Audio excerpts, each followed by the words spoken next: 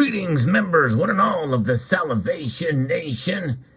Happy President's Day, or should I say, Happy Washington's birthday. And let's learn a little something about George Washington, as he invoked the name of a precious metal that had not been discovered yet. Let's explore!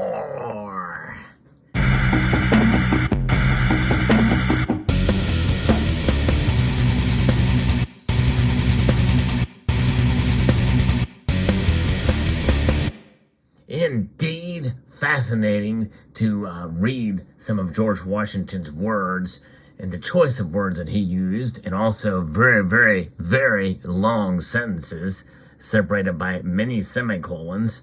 Nonetheless, I took a little bit of time just geeking out on Washington's farewell address. It's quite an interesting read if you get a chance to check it out.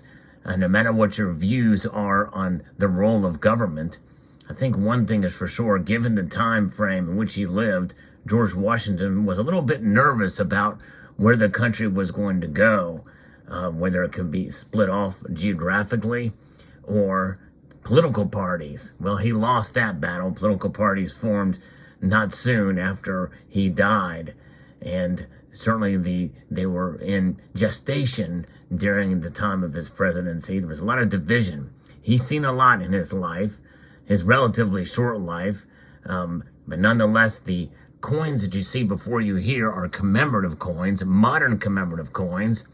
One here that celebrates Washington's birth, the 250th year of Washington's birth in 1982. He was born on February the 22nd, 1732, according to the Gregorian calendar. The Julian calendar was in effect during that time, and that actually dates him back to 1731. But that was not the most accurate way to keep time and dates. So we know it now as February the 22nd, 1732. And here we are celebrating George Washington's birthday on this very day because under an executive order from Richard Milhouse Nixon, well, it puts it to the Monday after, so it never falls on the weekend. This is the third Monday of the month of February. But there it is, the birth of George Washington, and this coin commemorates it, which also sparks off the now what we know to be the modern commemorative coin series. The early commemorative coin series was largely made up of half dollars, and they were all 90% silver, such as the one you see here. This is one of only two of the silver half dollars in the modern commemorative series.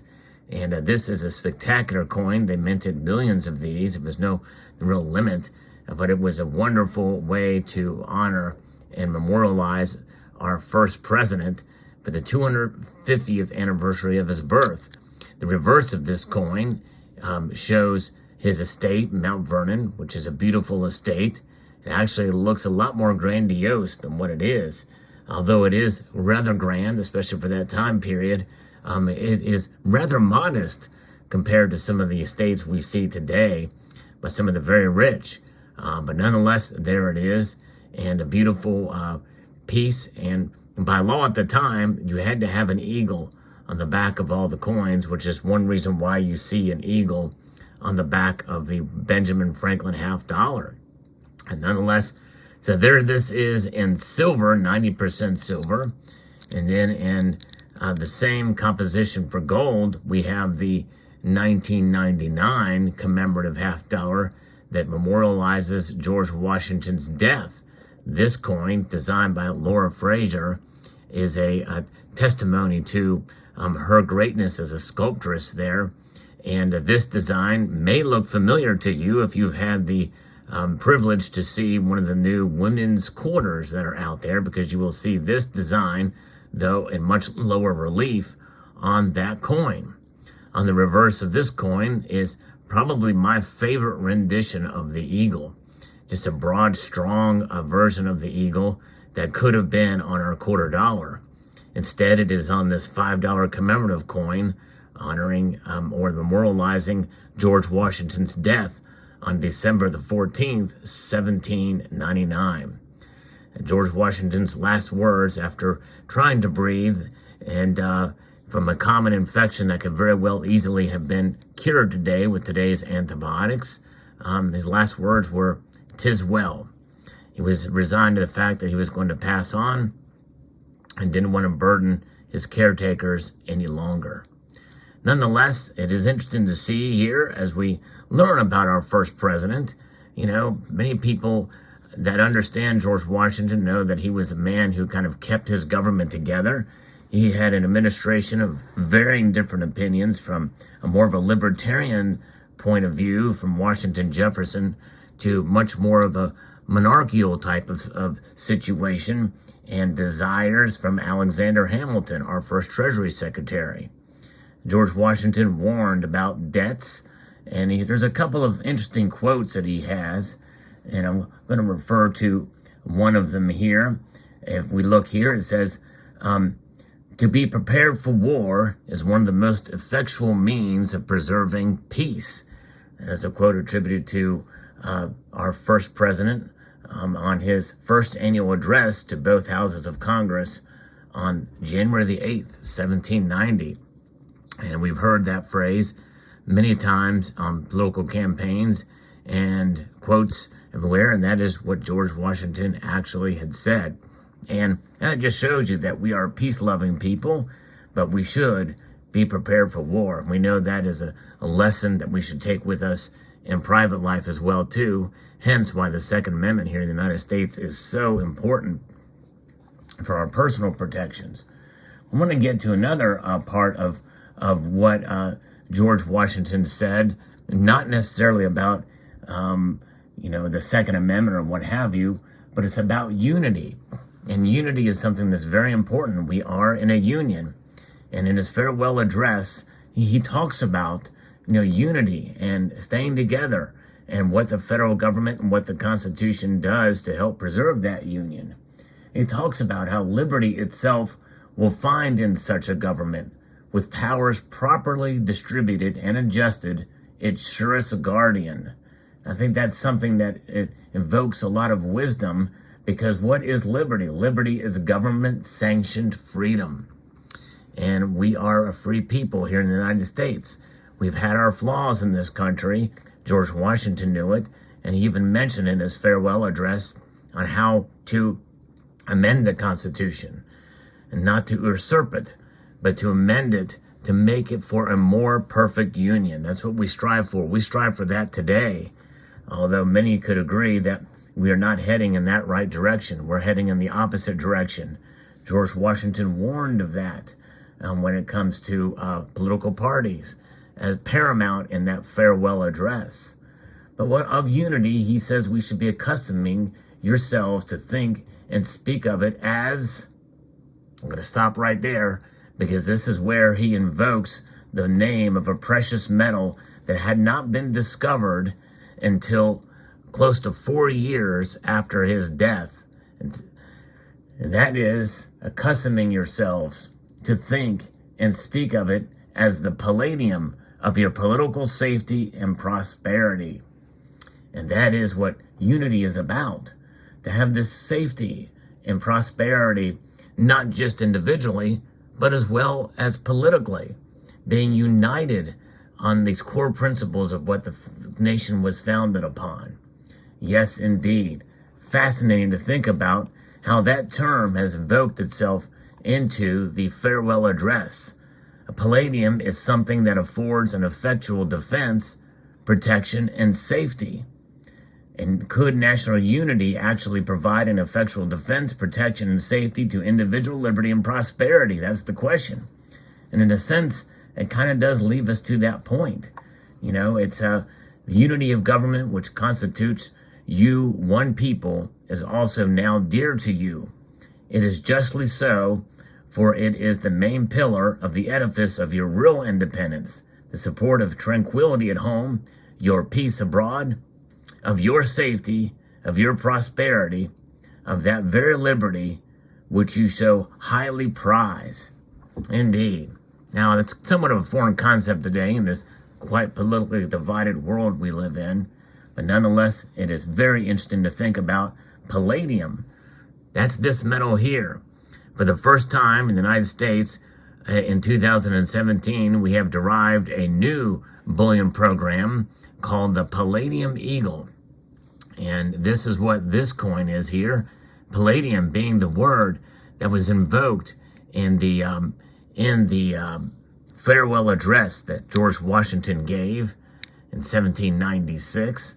And palladium is a metal that was discovered in 1803 by the English chemist William Hyde Wollaston. He named it after the asteroid Pallas. More than likely, William had did not know George Washington's farewell address would contain that very word. But the asteroid Pallas, which itself was named after the epithet of the Greek goddess Athena, acquired by her when she slew Pallas. Palladium, platinum, rhodium, ruthenium, iridium, and osmium from a group of elements on the platinum group metals on the periodic table. They have similar chemical properties, but palladium has the lowest melting point and is the least dense of all of them. It is actually more dense than silver, but less dense than gold. Interesting and fascinating indeed. It is known to be more rare than platinum, and for quite a long time it was trading on the markets and exchanges for less than platinum and far less than gold. In fact, I've got some palladium in my collection that I've bought for based off of a spot price of $167 per ounce. But nonetheless, it is the latest bullion program from the United States Mint. And we see these beautiful designs. This is reminiscent of the Walking Liberty half dollar. Adolph Wyman designed this for the Architectural Institutes Association. And then we have the familiar Liberty winged head design on the obverse here. Some people refer to it, or most people refer to it as the Mercury head here. Adolph Wyman designed that as well. But amazing that George Washington had made that quote. I'm going to leave you with a few other quotes and how Washington had invoked the name palladium.